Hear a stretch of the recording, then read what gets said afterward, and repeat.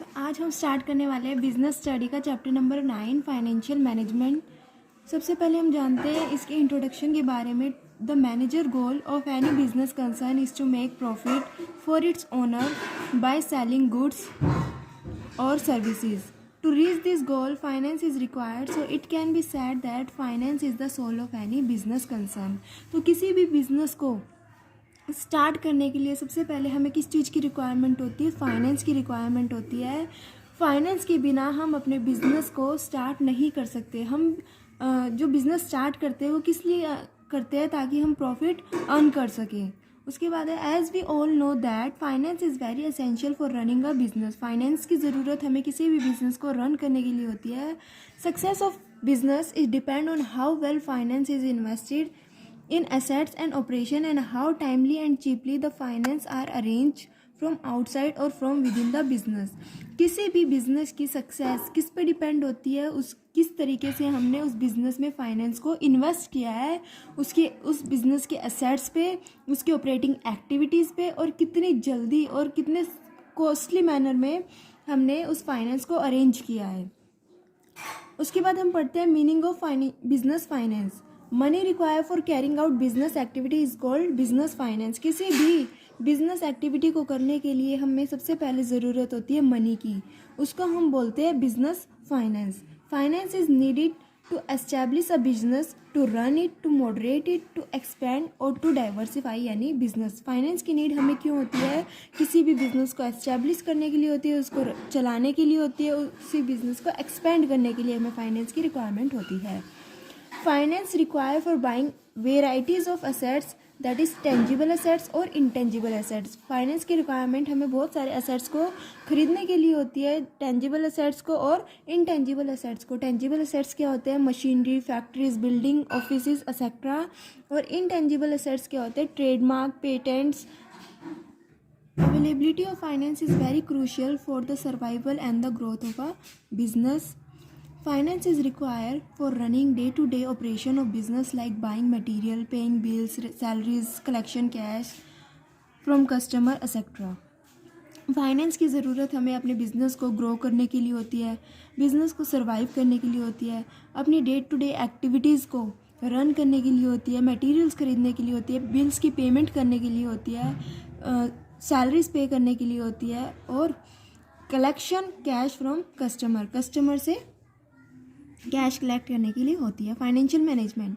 अब जानते हैं कि फाइनेंशियल मैनेजमेंट क्या होता है। All finances comes at some cost. जितने भी फाइनेंस हम रेज करते हैं आउटसाइड द बिजनेस, उसके लिए हमें कुछ ना कुछ कॉस्ट पे करनी पड़ती है।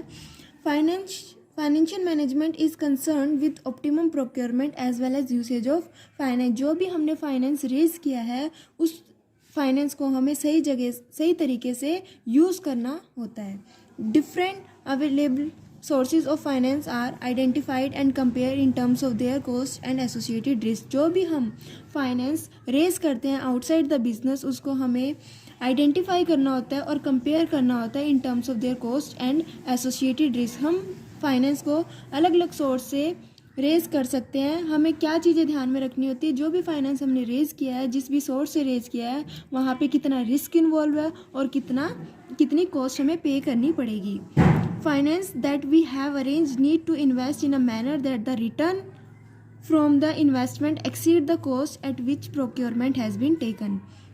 फाइनेंस जो भी हमने अरेंज किया है हमें उसको इस तरीके से इन्वेस्ट करना चाहिए जहाँ से हमें जो रिटर्न है वो ज़्यादा मिल सके हमारी कॉस्ट से। यानी कि सपोज़ हमने outside the business finance raise किया है, हमें उसके लिए कुछ ना कुछ कॉस्ट पे करनी पड़ रही है। अब जो हमने फाइनेंस रेज किया है वो हम कहीं ना कहीं इन्वेस्ट करेंगे, तो हमें एक ऐसी जगह पे अपने फाइनेंस को इन्वेस्ट करना है जहाँ से हमें रेट ऑफ रिटर्न हाई मिले, जिससे कि हम अपने कॉस्ट को भी पे कर सके और अपना प्रॉफिट भी अर्न कर सके।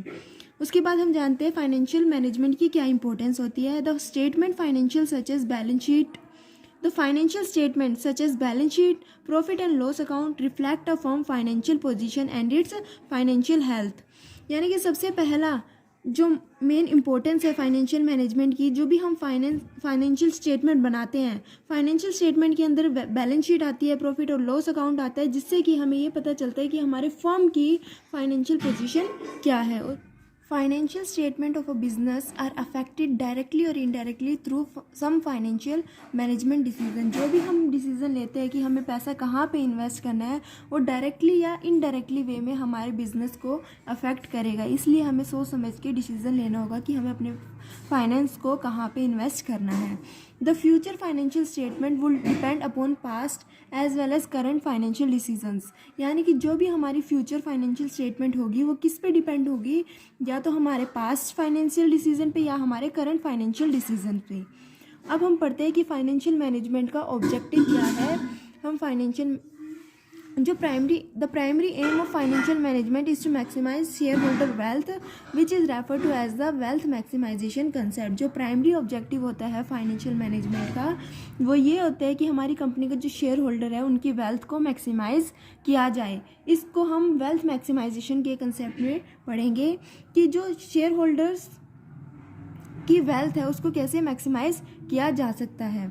Company fund belong to the share holder and the manner in which they are invested and the return earned by them determine their market value and price. यानी कि जो भी हम प्रॉफिट अर्न करेंगे इससे क्या होगा, ये किसको डायरेक्टली मिलेगा, शेयर होल्डर्स को. यानी कि हमें एक ऐसा डिसीजन लेना है जिससे कंपनी के शेयर होल्डर का जो प्रॉफिट है वो मैक्सिमाइज़ हो सके.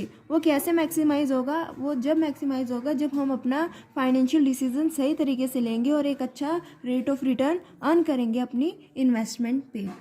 It means maximisation of the market value of equity share. इसका मतलब क्या है, अगर हमारा प्रॉफिट अच्छा अर्न हो रहा है तो हमारे इक्विटी शेयर की वैल्यू क्या होगी, इंक्रीज होगी.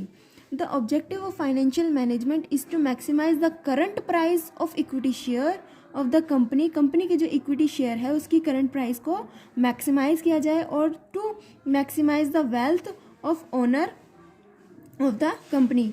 और कंपनी की जो शेयर होल्डर है उसकी वेल्थ को मैक्सिमाइज किया जाए. वेल्थ मैक्सिमाइजेशन क्या होता है, वेल्थ मैक्सिमाइजेशन यानी कि जो शेयर होल्डर की करंट वेल्थ है किसी भी कंपनी में, वो कैसे निकालेंगे. शेयर होल्डर की करंट वेल्थ को हम निकालेंगे number of a share into में मार्केट प्राइस पर शेयर की. किसी भी एक पर्सन के पास उस कंपनी के कितने शेयर है और उस कंपनी के शेयर का प्राइस क्या है. अगर हम नंबर ऑफ शेयर को मल्टीप्लाई करते हैं मार्केट प्राइस पर शेयर से तो हमारा आएगा शेयर होल्डर की current wealth in a company.